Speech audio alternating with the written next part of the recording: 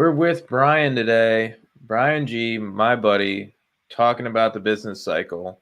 Something we want to talk about for a while. If you guys have seen the channel, definitely check out our videos on business cycles in general. Brian kind of put on a master class on our YouTube channel not too long ago. I'm Jason. I'm a portfolio manager. I also run Against All Odds Research. How you doing today, Brian? I'm doing great. Good to talk with you, man. We've been chatting off and on here and there. Brian's a very busy person. He's got a brand new baby too on the way, or sorry, not on the way. That's there with you. At 2 years old now, so he's a very busy guy. Glad he could pull the time out to talk with us because this is cool. Because Brian's really knowledgeable when it comes to cycles, charting, and so on. Like, I absolutely love Brian's work. He also has a Substack as well. So make sure to check that out. So Brian, starting out, something we were talking about recently, and you were the only one to really grasp what I was trying to say. It's kind of funny. I got a lot of hatred in that comment that I made about early inflation. So what I was trying to say is early inflation, as we actually have this business cycle chart up here.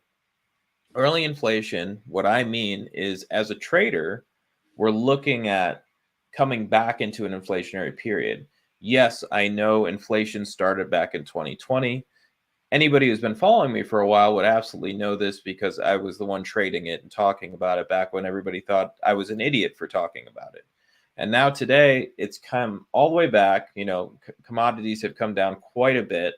And then probably the beginning of this year, a little bit late last year, commodities started to bottom and turn back up again. And Brian was the only one to really understand. I was meaning early inflation, as in we're kind of getting back into an early inflation part of that cycle, like what we saw in 2020, because the CPI and everything is starting to tick up again. So Brian's here, and he wants to go through the business cycle charts from stockcharts.com. Great website. So what are you thinking here, Brian?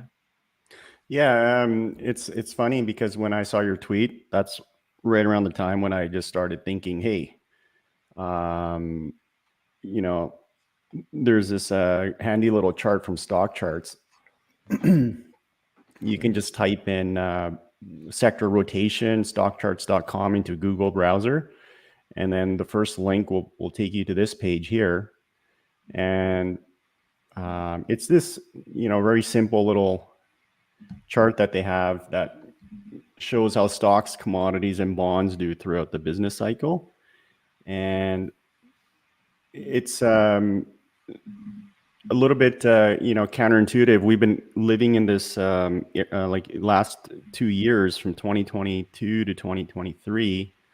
We've been living in this environment where, anytime energy, oil goes higher, you tend to see rates also go higher, and the US dollar climb higher. And those three have been kind of tightly correlated, moving together. And whenever they move up, they've been hurting risk assets, stocks, especially growth stocks, Bitcoin. And that's the dynamic that we've been kind of in for 2 years. And so one thing I was thinking about, because I started seeing a lot of relative strength in, sectors like materials and energy, while at the same time, the broad stock market is also healthy, right? And so if you're kind of conditioned to the last 2 years, you think, oh no, commodities are starting to do really well. So that must mean that, sectors like technology are going to get hurt. And, that's when I started looking at revisiting this chart here and kind of trying to make sense of, where we might be in the business cycle.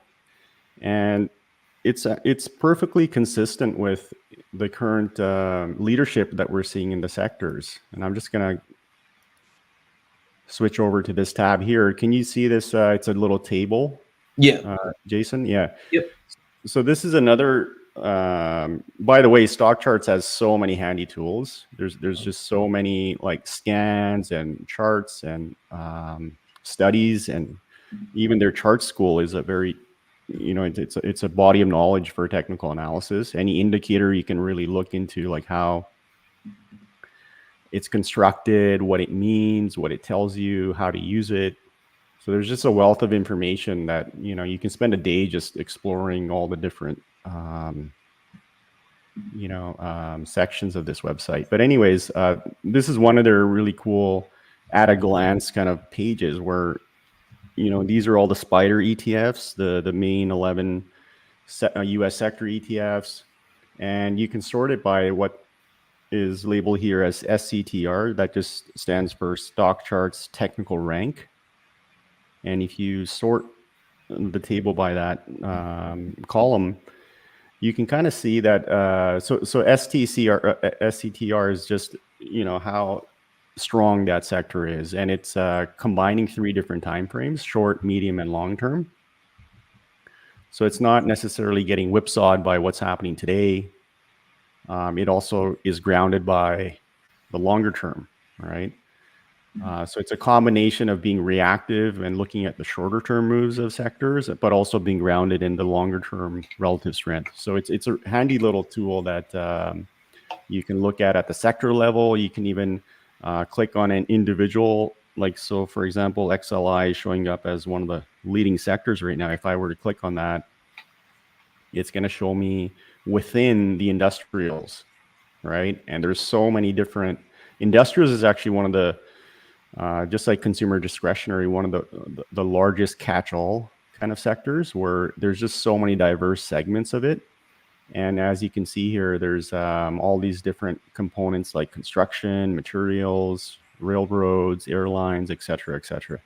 So anyways, that's just a overview of what this page means. But what I was trying to get to here is you can kind of see how there's just a broad mix of what's working right now, right? And it's not, you know, contrary to what we've been hearing and seeing last year, where a lot of the gains were driven by technology and communication sector.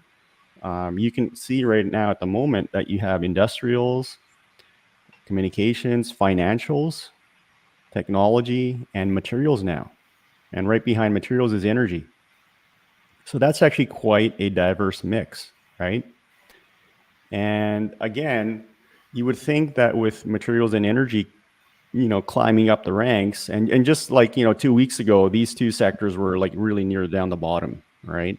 So just to kind of show how quickly this leadership market has been evolving, you've started to see more and more sectors participate. You know, some of the, I like to call them FEMI, financials, energy, materials, industrials. So those have really, alongside with technology, you know, been the leadership in this market.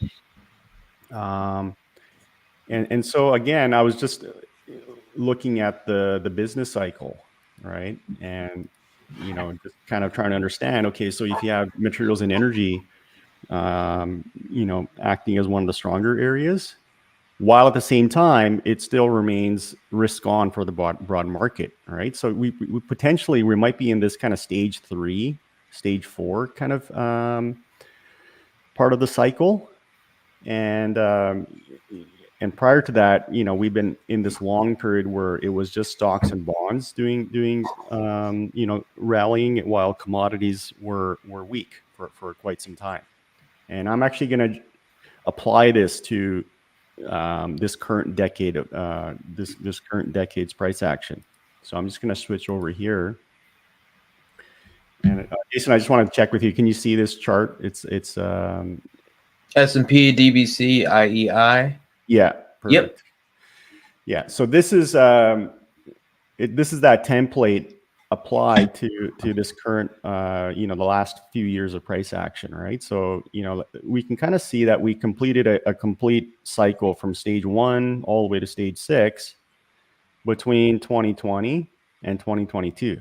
So over 3 years, we completed one full cycle, right? And you can kind of look back. You can cross compare with the business cycle. Stage 1, that's when bonds do well while stocks and commodities fall, right?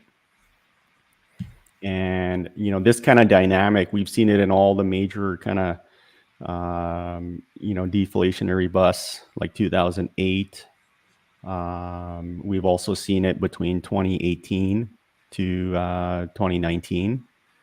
And so this is kind of your traditional flight to safety, right? When you have risk assets sell off, the economy was shut down, so demand for materials dropped, stocks dropped, and there was a flight to safety in bonds, right?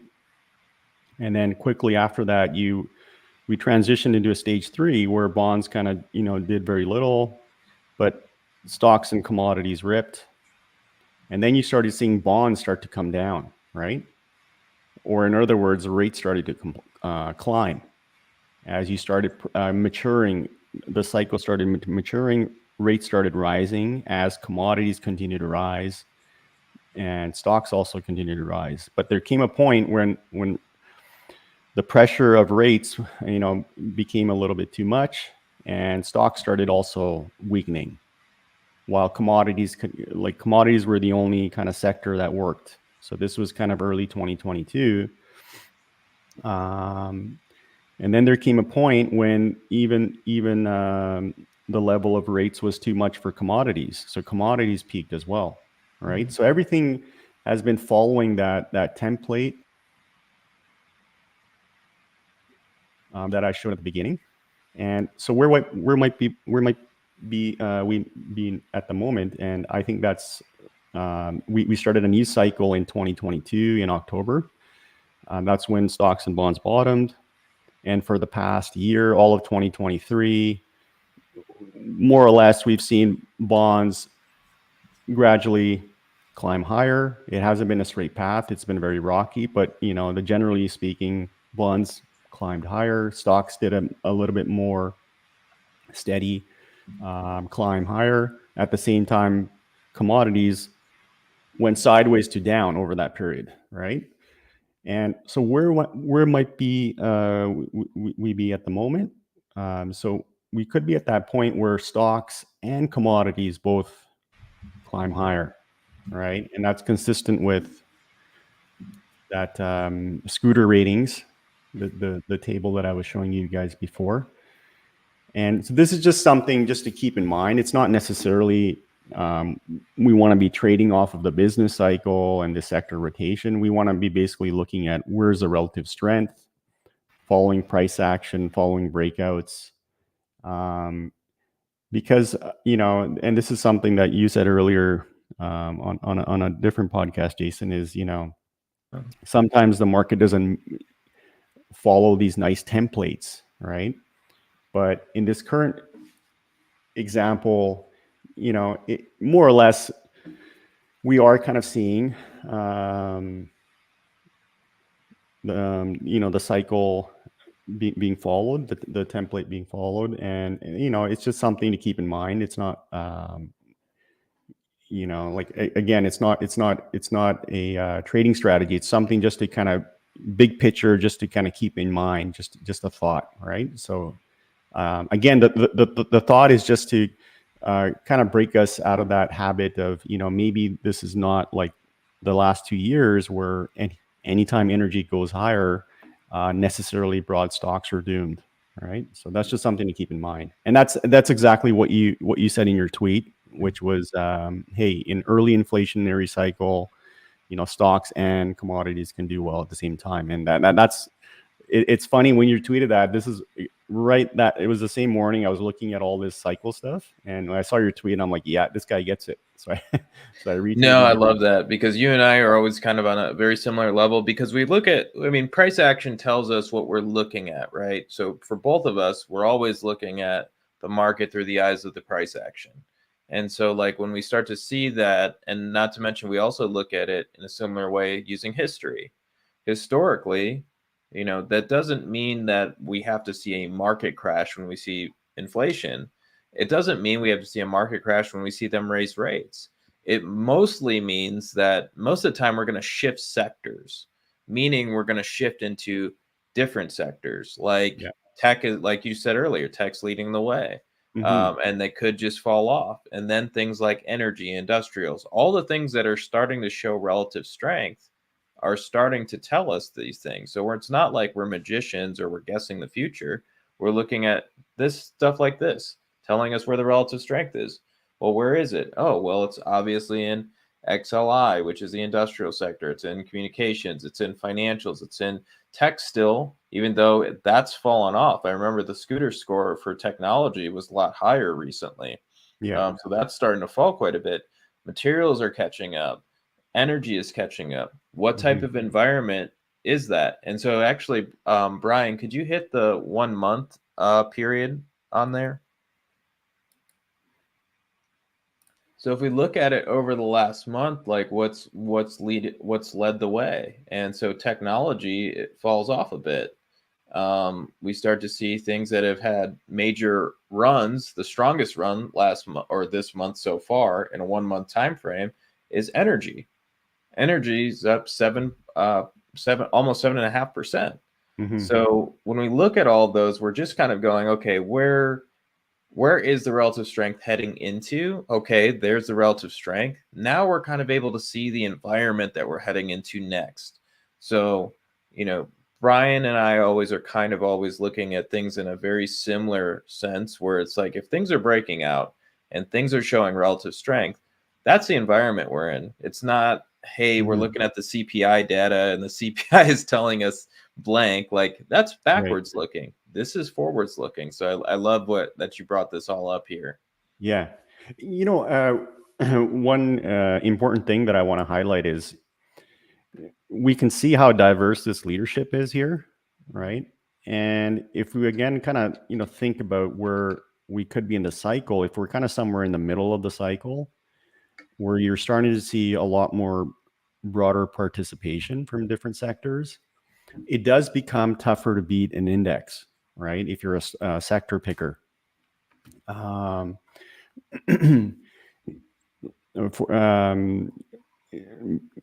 Let's say you were earlier in the cycle and you were correctly positioned in technology, right? And you generated alpha that way.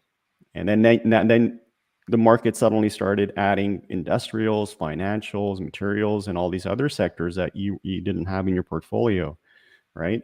And you have all these sectors now working. It does become a little bit trickier to outperform when you have like this much broad participation. It's kind of a market where it's everything X defensives at the moment, and that's what you see at this table, right? You have utilities, staples, healthcare. These are even if you look at the ratio charts of these sectors relative to SPY, these are all making new lows, right? And just holding more of a broader exposure to different sectors, the more defensive areas, that's kind of where the market is at the moment, right? No, I love that. It's perfect because when I say things like the market's in risk on, but we're heading into inflation and more of a reflationary cycle, people usually think that I'm saying like, wait, inflation, the market's going to crash. I literally was on a talk the other day and I said something about the commodities bottoming. I think this was a month or two ago. And he was like, so the market, you're of the, you think the market's going to crash or something? And I'm like, no, that's that's not it. Like inflation has always been under the surface for many, many years. As far back as you can go, there's always they've tried to literally target a little bit of inflation in the market all of these years. That doesn't mean the market ever crashes because of it. When it gets out of control, when you see something like oil get to $130, and that puts too much pressure on the consumers, and there's not enough money out there, that's when inflation is out of control and really hurts the market. That's called more of a stagflationary environment where there is no growth, but there's major levels of inflation, meaning the commodities are up and you can't afford to go on a trip because, hey, why would I go on a trip if I'm going to spend $1,000 in gas when I usually spend $500? Why would I go to a hotel that's $200 a night that's now costing me $500 a night? Those are the ways the economy starts to shut down. The market usually sees that and goes, okay, there's way too much pressure on the economy right now. Oil going from 70 to even 90 probably isn't going to do it.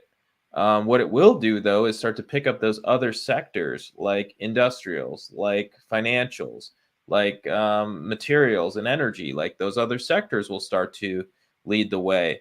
At some point, yes, an overheating period always ends in a problem, but as traders, we have to just trade what's in front of us. And what's in front of us is a risk on market that has inflation under the surface. Right. Yeah, 100%. And let me just go back.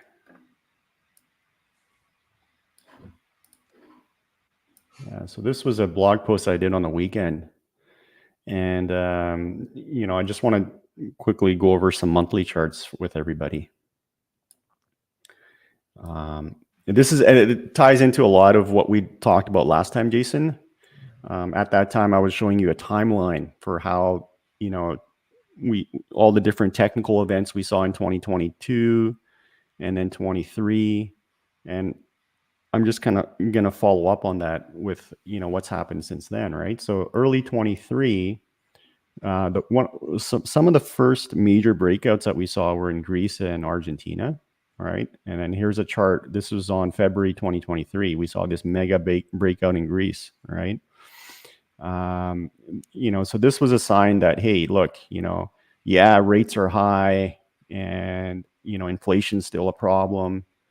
Rates are now at levels that we haven't seen in 15 years. And what's this going to do? Right. But at the same time, what's price saying?